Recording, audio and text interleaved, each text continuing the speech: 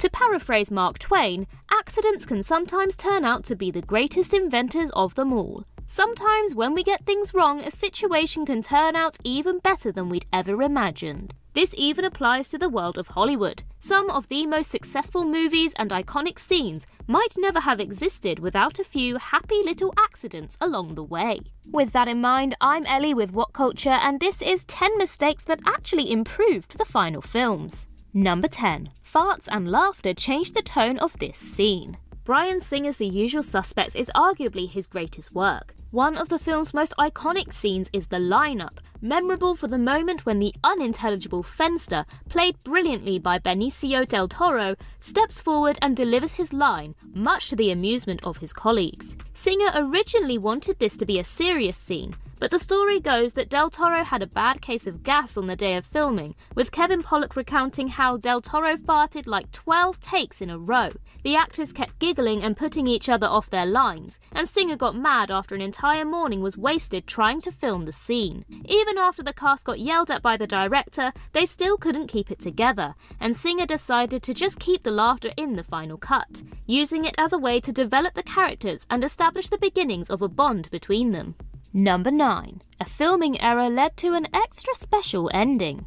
At the very end of Martin Scorsese's controversial religious epic The Last Temptation of Christ, we see Willem Dafoe as Jesus on the cross. As his eyes close and the life fades from his body, the screen flickers with red and white light, going cloudy and fading out. This remarkably timed effect was actually a total accident. Scorsese later explained that he knew the crucifixion scenes were going to be tough to film, so he saved them for the last days of shooting. The film had already gone past its deadline and they needed to get the scenes done quickly. In the rush of production, the celluloid of that final shot was accidentally exposed to sunlight by some kid, according to the director, creating the bizarre effect. Scorsese didn't find out about what had happened until the team had packed up and gone home, but he fell in love with it and thought that the distorted image actually made the ending even more special, deciding to leave it in the final cut. Number 8. A stand-in director helped to make a fantastic finale. Mike Nichols' The Graduate is another film with an iconic ending that only came about due to a total accident. An editor was filling in for the director and forgot to yell "cut," leading to a highly memorable scene that made it into the final film. Like any good romantic comedy, the film ends with the couple riding off into the sunset after our hero Benjamin declares his love in dramatic fashion, interrupts the wedding of Elaine Robinson, and battles his way out of the church, using a huge cross to barricade an angry mob in the building before jumping on the nearest bus with Elaine. The pair rush to the back seat and laugh joyously as they drive away together. But the camera then lingers for a moment, and the couple's smiles fade a little, replaced with slightly awkward, contemplative expressions. Viewers interpreted this as the couple suddenly starting to worry about their uncertain future. In reality, Dustin Hoffman and Catherine Ross were just sitting there and trying to stay in character while wondering why the cameras were still rolling.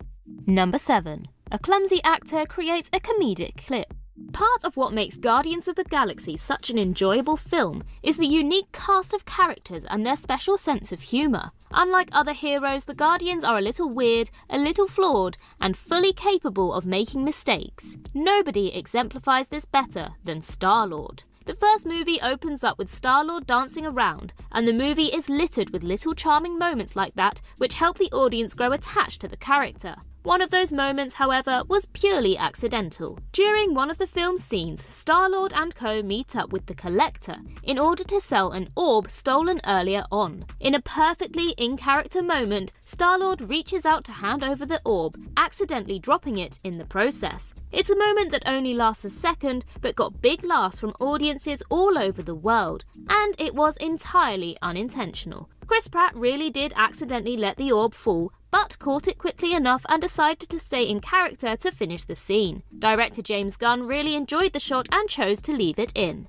Number 6. A faulty hose created an iconic blood effect. Legendary Japanese filmmaker Akira Kurosawa was hugely influential on other directors all over the world. Western films like A Fistful of Dollars and The Magnificent Seven were direct remakes of Kurosawa's work, while movies like A Bug's Life or even Star Wars also owe great depths to the Japanese director. Modern movie violence was also influenced by Kurosawa's work, but one of his most famous and bloody scenes was actually a total accident. Sanjuro, the sequel to Yojimbo, ends with the titular hero finally facing off against his nemesis Hanbei. The pair prepare for a climactic duel, but it's over before it even begins as Sanjuro kills Hanbei in a single strike. A blast of blood shoots out of Hanbei's chest and he falls to the ground. It was a striking effect that had never been seen before, but it was totally unplanned. A hose attached to the actor playing Hanbei broke, shooting out way more blood than it should have done.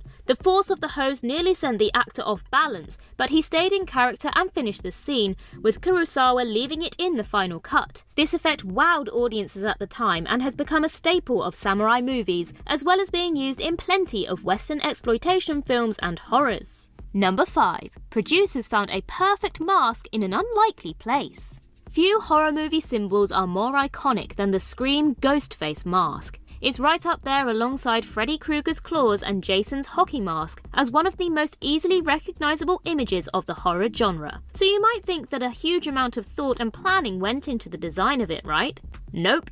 They just stumbled onto the mask totally by accident. Leading up to filming, the script of Scream mentioned a ghostly white mask, and the film's designers and prop experts were coming up with all sorts of weird ideas to match that description, but none of them seemed to be sticking with director Wes Craven.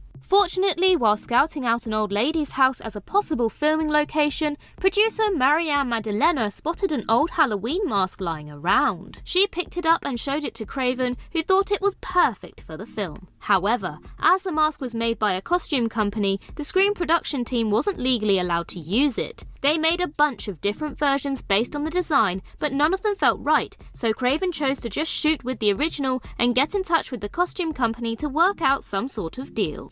Number 4. A real injury made this scene even better. Leonardo DiCaprio has amazed audiences time and time again, adapting to a wide variety of roles with astonishing ease, and his turn as the villainous Calvin Candy in Django Unchained was one of his more memorable performances of recent years. One of the most famous scenes involving this character comes when Candy invites Django and Dr. Schultz to finish up negotiations for the sale of one of his slaves. Calvin, who has realized that Schultz and Django are tricking him, suddenly changes his tune, slamming his hand down on the table and changing the deal, while threatening to kill Django's sister right there and then. As he hits the table, Calvin smashes a glass with his hand, and blood is seen pouring between his fingers for the rest of the scene, adding a gruesome element to an already disturbing sequence. This wasn't planned, and that wasn't fake blood. DiCaprio was only meant to bang on the table, but accidentally hit a glass in the process. Despite being in a lot of pain, he stayed in character, finished the scene, and Quentin Tarantino loved it.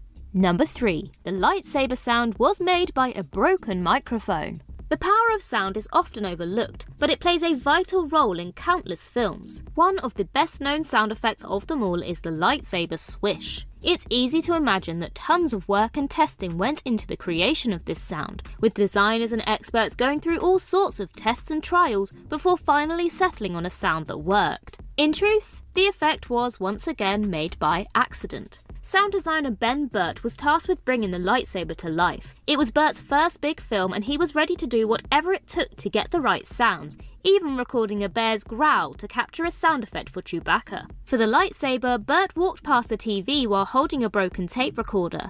The microphone picked up a weird buzzing sound from the TV, and Burtt thought it would work perfectly as the basis for his lightsaber effect. He still had to modify it a little and mix it with another sound he'd developed, but that random accident helped to bring about one of the most iconic noises of cinematic history. Number 2. Viggo Mortensen broke some bones in a memorable scene. Viggo Mortensen made the character of Aragorn his own in Peter Jackson's The Lord of the Rings movies. The Danish-American actor even performed many of his character's stunts, putting himself in real danger on numerous occasions. This resulted in a couple of on-set accidents that turned into great movie moments. In the first film, The Fellowship of the Ring, an Uruk-hai tosses a knife towards Aragorn, who deflects it away with his blade. This wasn't actually intentional, and the knife was meant to miss Mortensen's head altogether, but the actor reacted quickly to parry the shot. Then in the second film, Mortensen really did get injured, but it resulted in one of his most powerful moments in the entire trilogy. While tracking Merry and Pippin, Aragorn and co discover a pile of burning bodies and worry that their friends have been killed. In a fit of rage, Aragorn kicks a helmet and screams to the heavens as he falls to his knees. This sequence was scripted, but Mortensen's scream was real. When he kicked the helmet, he actually broke a couple of his toes in the process, resulting in a scream that was part performance, part genuine pain. Number 1. Bad props made Jaws a scarier film. Steven Spielberg's Jaws is an undisputed classic, but was apparently a real nightmare to film. Shooting a movie at sea creates a whole host of problems, and the special effects back in 1975 just weren't as good as they became in the decades to follow. Production primarily struggled due to constant malfunctions with the 3 pneumatically powered prop sharks. The issues with the sharks actually caused Spielberg to rethink his shoot and rewrite parts of the film. Originally, the director planned to have the shark appear on screen much more frequently, but the final film only contains a few minutes of shark screen time in total. In addition, instead of actually showing the shark's full face or body, many scenes were altered to simply show the fearsome fish's dorsal fin, creating much more tension and dread. Spielberg himself was pleased with the changes, saying that his film transformed into more of a Hitchcock-style less is more thriller over time. The reduced emphasis on the shark also forced the actors to work harder at conveying genuine fear through their performances, rather than simply having to react to constant shots of a big plastic shark.